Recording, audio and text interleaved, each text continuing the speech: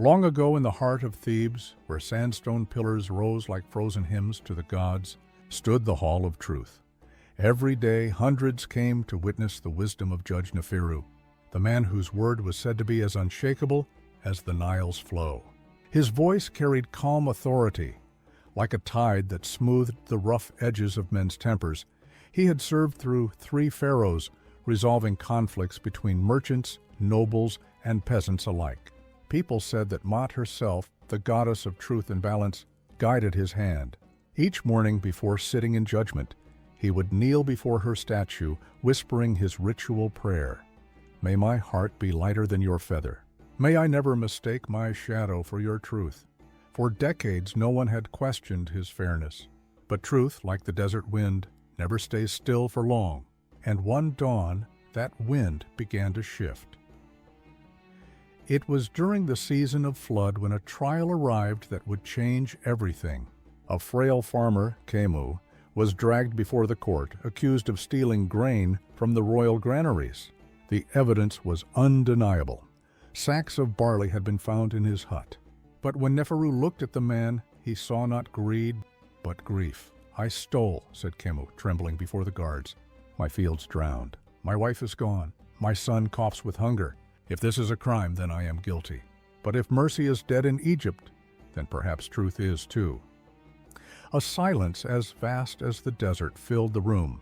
Neferu's eyes flicked toward the sacred scales before him. One pan held the golden feather of Maat, the other, a polished black stone symbolizing guilt.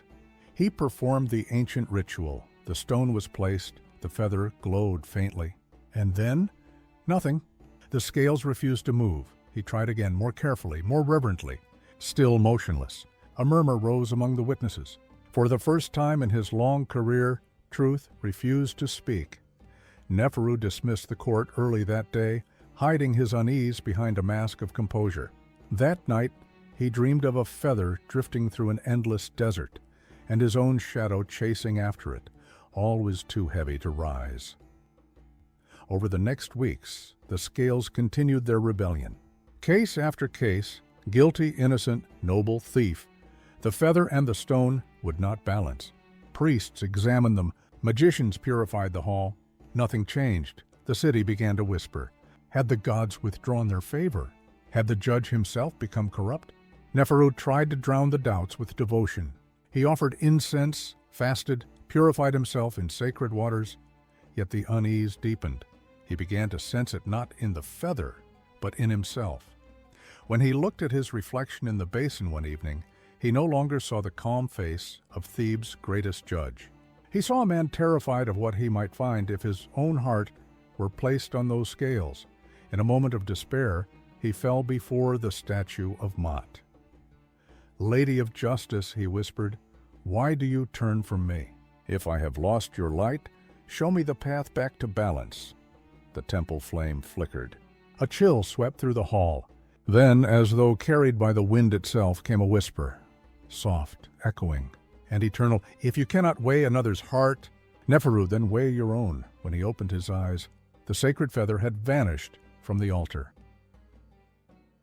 Neferu left the city before dawn, alone and unarmed.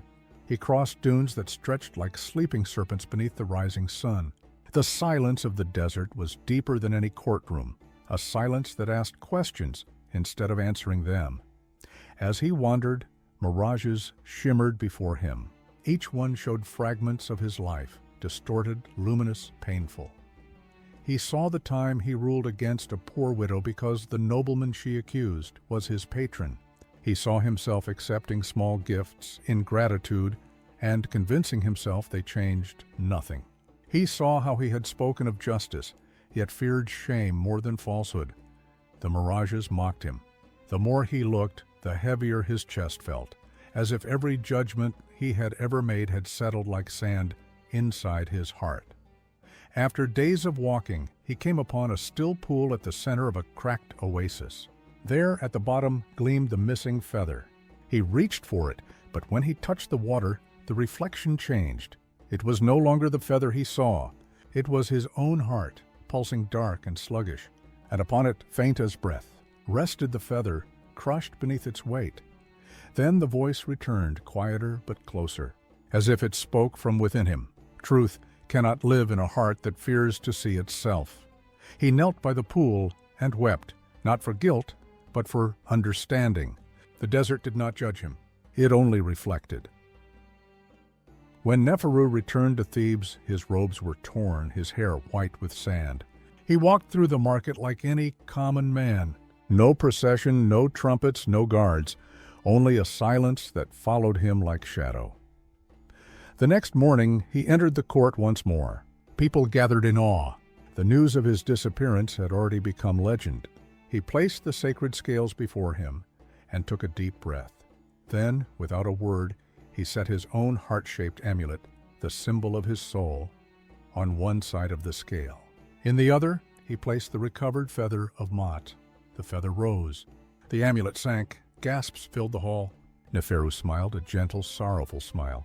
"My heart," he said, "is heavier than truth, for I have carried pride as though it were righteousness." He turned to Khemu, the farmer he once condemned, without mercy. "The gods have spoken through my silence. You are free, and may your hunger never return." Neferu removed his golden collar and laid it on the judge's seat.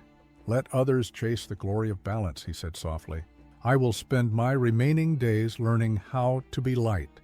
And so he left the court barefoot, carrying only a small wooden feather he carved himself. Some said he wandered the villages, settling disputes with kindness instead of law. Others swore he became a hermit, teaching children beneath the palms by the river. All agreed on one thing: wherever he went, peace followed. Centuries turned to dust. Thebes crumbled, empires fell, and the name of Neferu faded into the sands. But stories, unlike monuments, do not need stone to endure. They need only ears willing to listen. And so the tale of the judge who weighed the feather traveled through generations, from temple schools to storytellers, from parchment to pixel. It resurfaced in our age, whispering the same question: what does your heart weigh? We live now in an era where everyone sits in judgment. We scroll through headlines, condemn strangers, and declare truths before hearing both sides. We carry our opinions like weapons and call it virtue. But Mot's feather is still there, unseen, unbroken, waiting for someone brave enough to weigh their own soul before weighing another's. Justice today is no longer a marble hall. It's the space between our reactions. It's the moment we hesitate before speaking, the breath we take before blaming, the humility to admit we could be wrong.